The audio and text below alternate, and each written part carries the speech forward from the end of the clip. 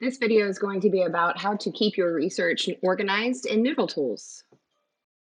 So when you're looking at your note cards, you see this. It says tabletop, and you can see 5 note cards here, but this student actually has 6 note cards. One of them is not viewable, but I'll show you that in a second. So you know that you can click and drag them around. You can actually organize them into piles if you want. If you don't want to do that, you can just hit the X, but you can click and drag this whole thing around, play around with different organization ideas.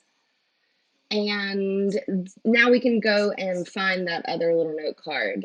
So you can see that I'm clicking and dragging across the desktop.